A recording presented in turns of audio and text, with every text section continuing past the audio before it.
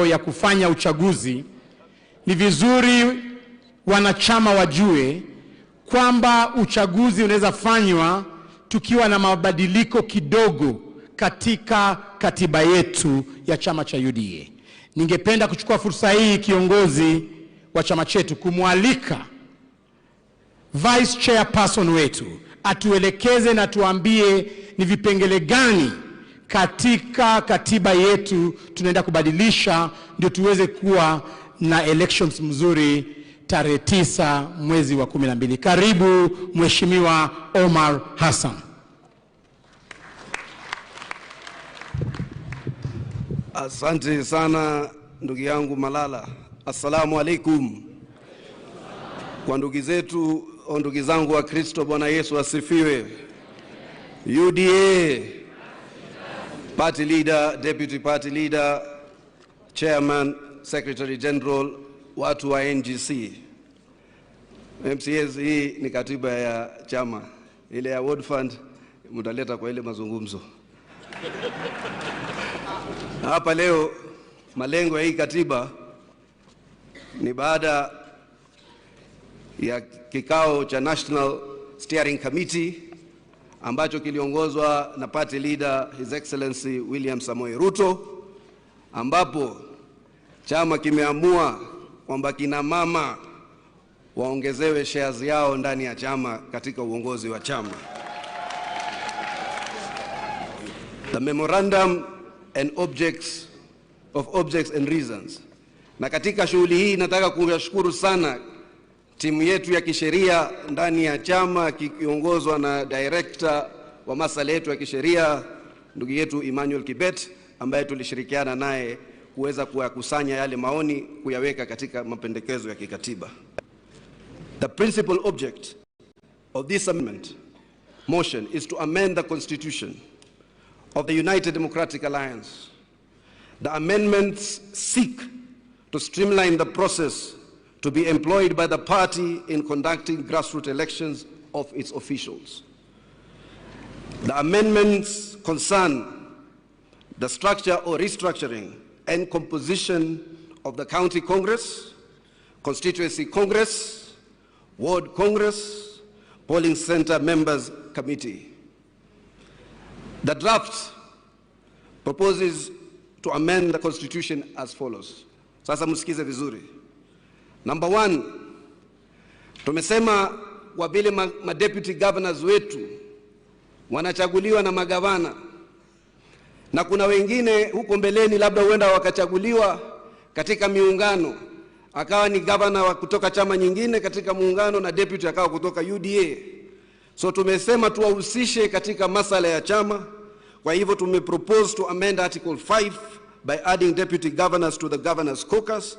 This will ensure the inclusion of all elected leaders to the various organs of the party. Ya pili, the motion, wale ambao wanajua katiba ama wameisoma, proposes to amend Article 16 on the composition of the county congress. Na hiyo ndio kile kipenge ambacho kitasimamia masuala ya county, by specifying in Article 16(2) the elected leaders who shall form part of the county congress, wale viongozi waliochaguliwa ambao wanakuja moja kwa moja bila ya kutoka huko chini kwa vile tayari wamechaguliwa.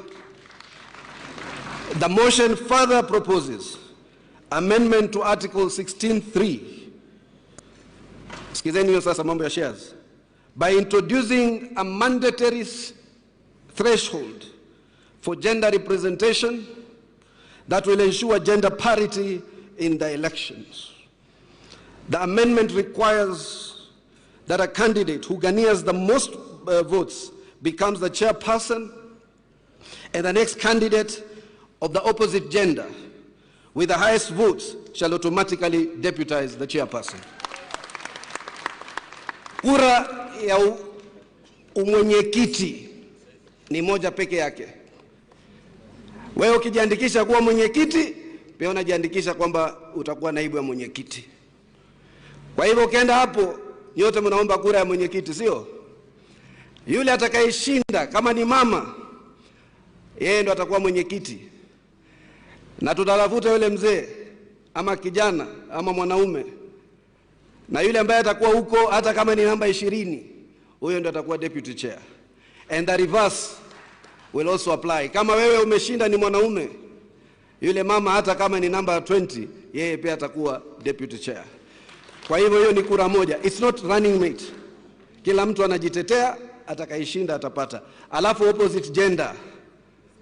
Opposite gender, unajua mimi ni mtu wa human rights. Sisi tutatambua gender mbili peke yake. Mama na wazee. Hakuna hiyo transsexual, heterosexual, transgender. Hiyo hapa Aaron Cheriot ameniambia chama ya UDA ni ya kuinua mama peke yake, hatuinui kitu nyingine.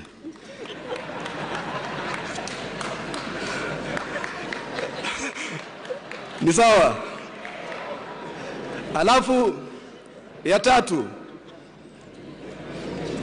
the draft ingine nyinyi mnafikiria mbaya. Hata Governor Waiguru ndo alikuwa ako in charge ya kuinua mama na kina Cecily Mbarire. The draft ya tatu proposes to amend Article 17 by clarifying that elected leaders who shall form part of the Constituency Congress. It proposes to introduce, wajua mkisoma katiba ya sasa, iko officials 7 peke yake ndani ya Constituency Congress.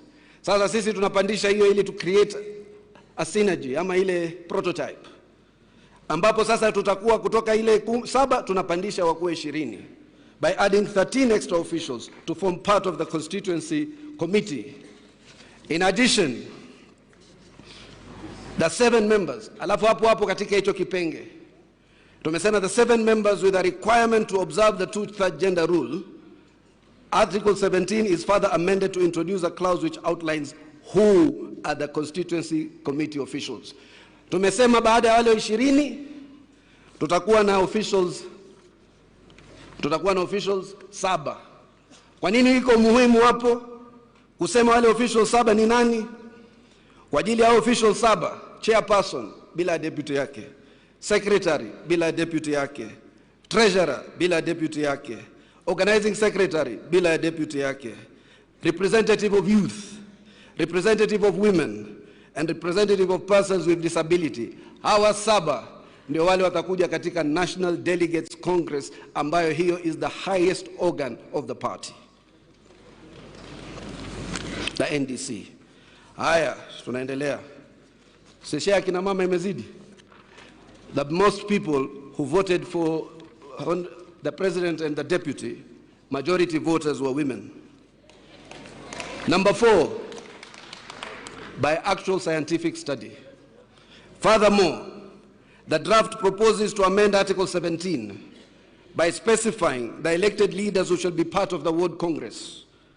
It also proposes to delete Article 3 and introduce the composition of officials with a formula to ensure 2/3 gender rule is observed. Ukiangalia kila amendment, baada ya kuspecify wale ambao watakuwa ni ma-officials, pia imejaribu kuleta masala ya usawa wa kijinsia. The draft also proposes to amend Article 18(5) on the composition of the Ward Executive Committee by clustering the chairperson and the deputy vile into a category and the secretary and the deputy secretary to another category. Baadaye huko katika hizo vipenge vingine Congress huwa tuko na secretary. Secretary General anakuwa katika chama national peke yake, hizo nyingine secretary.